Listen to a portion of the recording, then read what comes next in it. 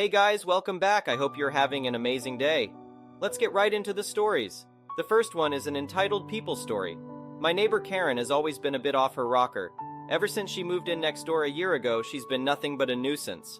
Complaining about my kids playing in the backyard, calling the city over my unkempt lawn, you name it. But I never thought she'd go as far as literally kidnapping my 5-year-old son. It started as a typical Saturday morning. My husband was off on a business trip and I was home alone with the kids. After making pancakes for breakfast, I told my son Timmy he could go play in the backyard for a bit before his soccer game later that day. Our backyard has a full 6-foot privacy fence, so I knew he'd be safe while I cleaned up the kitchen. About 15 minutes later, I went to check on him only to find the backyard empty. My heart dropped. I frantically searched around the house and yard, calling his name. That's when I noticed the side gate was wide open. Someone must have come in and taken him. I quickly dialed cop, trying to remain calm as I explained the situation. The operator assured me officers were on their way. As I waited, panic rising inside me, I happened to look out the front window. That's when I saw it. My neighbor Karen walking down the sidewalk, holding my son's hand. I raced outside and ran up to them, demanding to know what was going on. "Let go of my son," I shouted.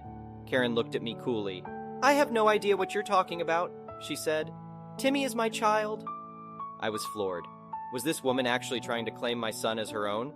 "That is my son," I insisted. "Let him go right now or I'll scream for help." "Go ahead," Karen shrugged. "Everyone will see you harassing us during our walk." I looked down at Timmy. He seemed confused but not necessarily scared. Karen must have lured him out of the backyard somehow. I tried to grab his arm, but Karen yanked him away. Just then the cop cars pulled up, having responded to my cop call. I quickly told them what happened. "This is insane," I cried. "She broke into my yard and kidnapped my son. Then she tries telling me he's actually her kid." The officer turned to Karen. "Ma'am, is this your child?" "Of course," Karen insisted smugly. "I've been raising Timmy since he was born. This delusional woman is trying to claim him as her own." Luckily, I had all the proof on my side. I showed the officers baby photos of Timmy, his birth certificate, medical records, everything. Meanwhile, Karen had nothing to demonstrate her claims. The officer told Karen she needed to let Timmy go and come to the station for questioning. She refused, clinging to him desperately and screaming. It took both cops forcibly removing her grip on him before I could finally take my son back in my arms. He was really frightened now and crying for me. At the station, the police got the full story out of Karen. Turns out she'd been planning this for weeks, ever since overhearing me talk about my husband being away on business. She'd been waiting for the perfect opportunity to abduct Timmy as payback for our previous complaints against her to the city. She fully intended to try keeping him permanently, since her adult kids wanted nothing to do with her. In the end, Karen was arrested and charged with felony kidnapping. I also filed a restraining order against her on behalf of myself and Timmy. Now she can't come within 500 feet of either of us. The experience was absolutely harrowing. I'm just grateful I acted quickly and got my son back unharmed, physically at least. Emotionally, it's been harder for him. He wakes up scared that Karen's coming to take him away again. We've gotten him into therapy though, and I reassure him every night that he's safe. As for Karen, she pled guilty and is now serving 5 years minimum in prison. The judge said she exhibited extreme delusion and entitlement, refusing to recognize the severity of her crime. She even had the gall to claim during sentencing that we'd regret this. I had to laugh. If anyone's regretting something, it's her. The whole awful ordeal just reinforces why I'll never understand people like Karen. What drives someone to inflict that kind of trauma on a child? All because they can't handle being wrong. I suppose some people are just deranged. In any case, I'm taking every precaution to protect my family until that woman is locked up for good. The second she's released, I'm filing another restraining order. No way will I give that psychopath the chance to torment us again. For now, I'm just thankful to still have my son, safe in the backyard where he belongs. The next one is a pro-revenge story. Back when I was in college, one of my classes was a chemistry lab. The lab was separate from the theory and such, and was all about learning proper procedures for performing experiments correctly and writing up reports. The woman who ran the class was neither a professor nor a grad student TA. She was just some woman who had been hired to teach the labs because no one else wanted to. She probably had a degree in education or something, maybe a BS in chemistry, but she'd had the job for years. She also sucked at her job. She was that combination of lazy and stupid that is infuriating at the best of times, and worse when in a position of authority. She would dock us points if the results of our experiments were off the expected result, and since the equipment was in less than stellar condition, that happened often. She would never let us retry experiments if we had some equipment failure either, like the time my ceramic crucible straight up cracked in half because it had been damaged or was defective. I got a D on that experiment, but then she made her last mistake. At the end of the semester, all final exams were scheduled by the university to make sure that no one got double booked for their exams. One day, I got back from an exam and was sitting there playing a video game when one of my housemates passed by. Her, "Why weren't you at the chem lab final?" Me, because it's tomorrow?" Her, "No, she changed it." Me, "When?" Her, "She told us in the last class." Me, "The one I missed because I was getting surgery?" Her, "Oh yeah." Now, labs were only worth 1 credit hour, so even a D in that class wouldn't have hurt my overall GPA enough to affect my scholarships. But the lab teacher had decided that if you missed the final, you automatically failed the class. I frantically went through my university email account looking to see if I'd missed one telling me that the final had been changed. There wasn't one, so this woman was going to fail me, essentially, for missing 1 class to get surgery. Duck that. On the day the final was supposed to be scheduled, I showed up right on time. Unsurprisingly, the room was locked. 2 other students showed up as well and flipped out when I told them that my housemate had said she'd moved the final. I told them not to worry and just come with me. The 3 of us walked down the hall to the office of the head of the chemistry department. When he let us in, I told him our teacher hadn't shown up for the final, and the scheduled time was half over already. The professor looked confused and checked the schedule. Prof, you're right, it is supposed to be right now, I'll call her. After a bit, me and my 2 classmates got to hear one side of the ensuing conversation. Prof, you're supposed to have a final right now in your lab, where are you? No, it's scheduled right now. No, you can't change it, it's scheduled to prevent conflicts. Well, I have 3 students here who didn't get the word. I'll check. Prof asked us if we got an email about the final being changed. All 3 of us said no. I added that my housemate had told me she'd announced it in the last class, which I had missed. The others had the same problem. Up to this point, the professor seemed to have thought it was just some misunderstanding, but now things clicked into place. He got back on the phone. Where are you? You need to come down to my office now. You're where? I see. We'll discuss this later. He hung up looking annoyed. Sorry about that, he said, trying to put on a good face. We can't reschedule your final at this point, so how would you feel about just taking the grade you had prior? Now is my time to strike. I pulled out the copies of every lab where the teacher had docked me points for things that weren't my fault. Well, about that. Within a few minutes, the head of the chem department was fuming. You see, part of the proper procedure for lab reports is including information on anything that might have affected the data, including equipment failures. I had done so on every lab thoroughly, and in many cases the teacher had docked me points for it as unnecessary information. The professor asked the others if this was normal, and they said it was. He thanked us for letting him know, and said he'd get back to us about our grades. I got an email a few days later letting me know that while he couldn't change my grades, the professor would let me keep the C I'd had before missing the final for now, but if I did better in the next semester's chem lab, he would retroactively change the C to match. The next semester, there were several grad students running the chem labs, instead of just one woman, and the teacher was gone. The lab equipment had all been replaced with brand new stuff too. It turned out that the lab teacher had moved the final a day earlier so she could leave for vacation sooner, and while she had moved it to a time when no other finals were scheduled, she wasn't allowed to do that without running it by the chem department head first. Combined with her failure to properly notify the class, and probably fueled by her incorrect scoring method, that had been enough reason to let her go. The next one is a petty revenge story. When I was a teenager, for about 8 months, I worked in customer service at a shopping center. One of the aspects of my job was issuing refunds when vending machines didn't work properly. Basically, customers would put money in the machine, and it wouldn't dispense the product they paid for. We had numerous vending machines, and as you know, those things don't always function correctly. All our machines were numbered, and the policy was to ask for the machine number and then process the refund accordingly.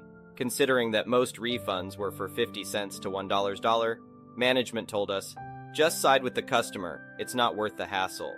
One day, a woman, whom I'll call Karen, not her real name, approached me and claimed that the Coke machine took her money but didn't give her the Coke she paid for. I asked her how much money the machine took, and she told me 50 cents. I then inquired about the machine number. Now at this point, I fully expected her not to know the number. In fact, customers rarely knew it. In such cases, we would usually ask them where the machine was located, and we'd fill in the rest ourselves. We wanted to identify the problematic machine so we could send someone to fix it. Instead of saying, "I don't know," she freaked out and started yelling. She accused me of being sexist and racist. I'm white, and she was Hispanic. She also accused me of calling her a liar and said I was a piece of crap for not listening to her. She made a huge scene, claiming I was just an angry man stuck in a dead-end job. In reality, as a customer service rep, I was making $12 an hour, which back in 2007 was one of the highest paid non-management jobs in the store, and I was still in high school. So I calmly waited for her to finish her rant, and I said, "Miss, I'm sorry, but for every refund I process for a vending machine, I need the machine number. You'll need to go back to the machine and get me the number. It'll be on the front in the upper right-hand corner. You can't miss it." She protested, "I'm tired and it's on the other side of the store. Can't you just give me 50 cents? I replied, "Sorry, miss, my hands are tied." She then called me an a-hole and stormed off. 10 minutes later, she returned and the machine number was written on her hand. I smiled, pulled out the paper, and took my sweet time filling in the report. Usually I would wait until after the customer left, but I really wanted to add in the extra minute it would take to fill in the paperwork before I gave her the 50 cents. After everything was said and done, I asked her to read my report and sign where it says customer signature, which, by the way, we never did, but she was special. She took a second to read the report, signed it, and I gave her the 50-cent refund, wishing her well. I then proudly walked into the back office where my supervisor was and handed him the report. He laughed his ass off and said, "That was the lady that was screaming, wasn't it?" I replied, "Yes," and he asked, "And you made her walk to the machine, didn't you?" I said, "Yes," he continued. "And then you made her sign the refund slip?" And again I said, "Yes." He concluded, "Good man." The next one is a malicious compliance story. I was a technician working in a lab. My job was to repair car parts for this third-party repair company. The company made such monumentally stupid decisions in a very short span that over 50% of the call center all quit within 3 days of each other. So the company started dragging employees from other departments kicking and screaming into the call center. Every day, I'd walk in and ask the building manager, "What's up today? Am I doing my job or am I answering phones?" And he'd sigh and say, "Answering phones." Well, I quickly learned what made a lot of the call center quit. You see, at this company, we had a really good warranty policy. Lifetime warranty on the part, regardless of who owns it at any given time. If it has our sticker on it and the sticker hasn't been defaced, we will service it for free. If you aren't happy with the quality, you can ask for a refund if you were the original person who sent it in for work in the first place. Well, it turned out we were losing money because when stuff would come in for warranty repair, some of the salespeople would grab it, rip our sticker off, throw it in the junk pile, and call the customer saying we couldn't fix it, but we have a perfectly good one here that they can sell at a discount. They did this so much that customers started just asking for refunds instead. We got so many refund requests that the building manager told the call center that we would not be honoring the warranty anymore, but not to tell the customers that. Lead them on. When they ask for a refund, tell them it's being processed and will take up to 6 weeks. 6 weeks from now, when they call asking where their refund was, tell them it was in the wrong stack of paperwork, or there was an error at the bank, whatever excuse you can think of, and tell them it'll be another 6 weeks. Keep doing this until they stop calling. Well, the call center revolted. More than half quit. When I found out this is what happened, I told them they don't want me on the phones because I will not lie to customers. The building manager said tough crap. Until they can hire more people for phones, I'm stuck there. So when someone called, pissed off that they haven't received their refund, I profusely apologized, let them know I'm sure there is a good explanation, let me get you a manager, and I cold transferred them to the building manager. He'd come back to his desk, find like 30 people on hold in his queue. He got pissed, told me to stop cold transferring people. So, I stopped cold transferring people. Every 3 or 4 minutes, I'd let a new customer know I can get them the manager. I'd transfer them, get up, walk over to the manager's office and tell the manager, "Hey, so-and-so from X company is on your line, pissed off that you're refusing to give them a refund. Have fun." Eventually, I got pulled into a meeting with him and the CFO and was told in no uncertain terms that if I continued to do so, I would be fired. I reminded them that the only reason this is happening in the first place is that A, they came up with this crappy plan in the first place. B, they're making me answer phones instead of doing my job. And C, they can't keep anyone because whenever they hired someone new, the rest of us would fill them in on what's happening, and they would subsequently quit after their first day. In the end, I found a better job and quit that hellhole, and on my last day, filed a complaint with OSHA, filling them in on all the illegal, dangerous crap they'd make us do in the lab. The next one is an entitled people story. This is so unreal to me that a person has this much audacity, but apparently my sister does. I, a 28-year-old woman, met my soon-to-be wife, Noah, who is 35, when she moved to my country for work. She was freshly divorced, but has a little girl who is 5 called Lena. Lena is the sweetest, and it's been wonderful getting to know her.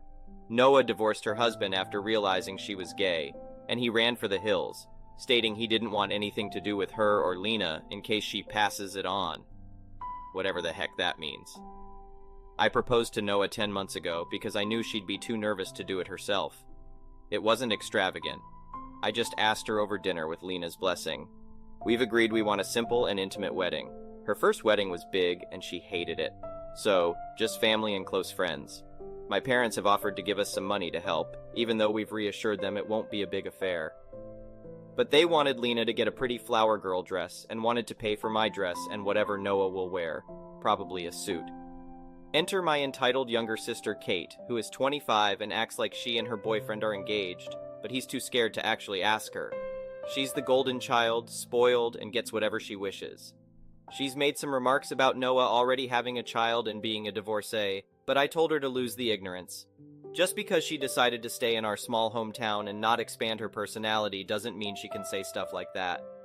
Over dinner last night, she started whining about how I didn't need any money, and she didn't know why we were bothering with a wedding when Noah has done it all before. But now she has suddenly decided she's gay and wants to have another go at marriage with a woman. This is something Noah is insecure about, so I get protective of her. Kate went on to say that she could reuse her first wedding dress and started cackling. Her boyfriend looked embarrassed, and my parents told her to be quieter, but no one said anything else. My parents have come to me and said it makes sense to them to give more money to my sister's wedding fund, as it will be her first and only wedding, not even engaged yet. They totally ignored the fact that I've never been married. I told them to keep all of their money, as it wasn't welcome if they were going to shame my wife and stepdaughter. We are perfectly able to fund it on our own. The next one is an entitled parent story. My friend Kylan and I work in a woodworking company. It's a pretty great job for me, as I love hands-on activity and creating things. Kylan, however, has more of a difficult time with it all, which is completely fine as I help him with it. His mom and my mom aren't necessarily close, but both support me and him in our work. We're pretty young, so it helps with reassurance. But a few days before this incident, I started to realize that Kylan's mom never really acknowledged my work. Now that's not really a big deal to me as I don't require praise, but I do find it a bit weird as Kai's mom has apparently had a few racial incidents at her own work, and I'm African. I was just assuming it's because she's afraid. I'm a pretty built guy and 6'6". Fast forward to Tuesday and I'm working on a wooden chair that has taken me a few more attempts than wanted. The table saw I had been using to make clean cuts was pretty rusty from Kai using it constantly. I headed out to the department to get a replacement, and was a bit annoyed with Kai not doing it himself. I came back and said, "Hey man, don't be afraid to change your equipment." And he rolled his eyes and just replied with a K, which just annoyed me even more. I just pushed past it and continued. But minutes later I heard Kai laughing and I looked up to find him laughing at my cutting. This made me extremely upset as I've been working almost day and night while he only works 9 hours. This, along with his mom recently coming into the shop and laughing along with him. This got to me, and I walked over to Kai and told him a few words that I shouldn't have. He immediately got defensive and pushed me back, and I was about to strike back when his mom instantly joined in with him and intentionally pushed me to the left where the saw was. Stupidly, I left it on. As soon as I was pushed back, the back of my hand was shoved right into the saw, causing a drizzle of blood to gush everywhere, and for my palm to be basically split in half with a huge gap between my pinky and ring finger. The shock kicked in, and I instantly grabbed my hand and shouted for my mom, who was on the other side of the shop. She immediately got an ambulance, and I was sent to the closest hospital. Kai has been texting me almost every day apologizing for his mother. The only text from her was her saying that This was my fault, and to not hurt her son. Thank you for watching. I would really appreciate it if you could like the video and subscribe to our channel if you haven't already. We'll see you again tomorrow.